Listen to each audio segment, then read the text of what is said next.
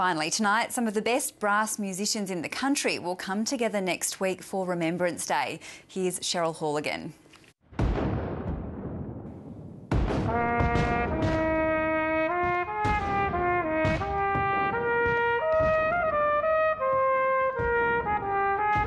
The Minstrel Boy is regarded as the unofficial anthem of the AIF.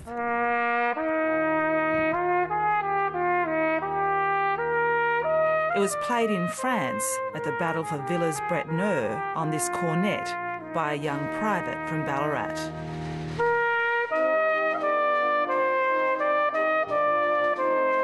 My grandfather was a stretcher bearer in the Somme, and he was in a huge battle in April 1918 on Anzac Day, where the Australian troops took the town back from the Germans, and it's regarded as one of the greatest battles in Australian military history.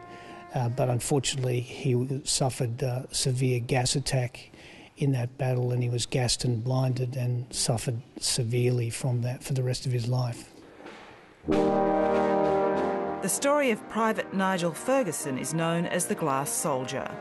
It's a piece of war and music history being performed next week to raise money for the Shrine of Remembrance. 417,000 Australian men volunteered in the First World War. The Minstrel Boy, one of the tunes we play, starts with just a solo cornet.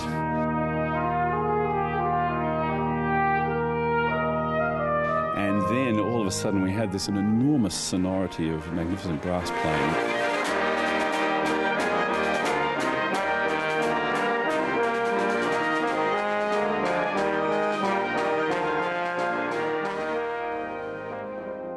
What it is about all the music is that it's steeped in kind of an emotion. They're like they haven't been written, but they've just been breathed out. Ferguson's diary records, "Fritz opens with a heavy gas bombardment. Chaps gassed everywhere in the village. We begin to feel it and begin vomiting badly. The couple of hundred gassed are lying in a sunken road awaiting transport. A motor takes us to Albany, where Jack fixed up my belongings. Blakey washed and bound up my eyes." Nelson Ferguson's diary, April 1918. He does not know his fate, whether he will ever paint again. He didn't lose his sight straight away, but he had poor sight for many years. Jessica FARRANDS is Nigel Ferguson's daughter. I'm very happy about the Glass Soldier because I think it's a lovely tribute to all soldiers, not just my dad. But I am grateful to my dad for telling us a lot about his experiences, such as being a stretcher bearer, being called at 3 a.m. in the morning on a snowy night to carry. Then it would be at least 2 miles to the nearest dressing station, and they'd have to look after the soldier. Despite his loss of sight, Nigel Ferguson worked as an art teacher when he returned to Australia and helped his son make stained glass windows.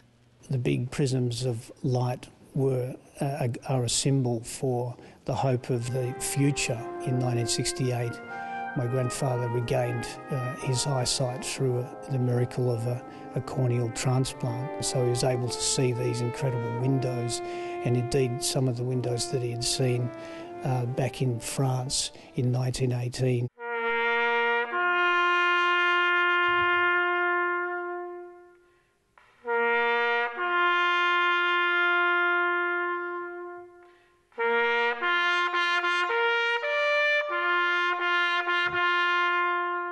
"13-year-old Addie Brady has the honour of playing the last post." Many of the musicians have personal connections to Villers-Bretonneux.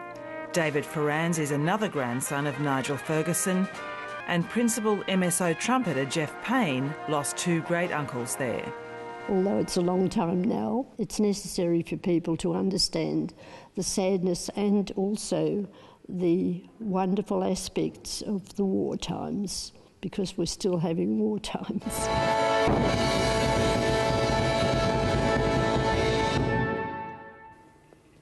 And that concert is at Federation Square next Tuesday.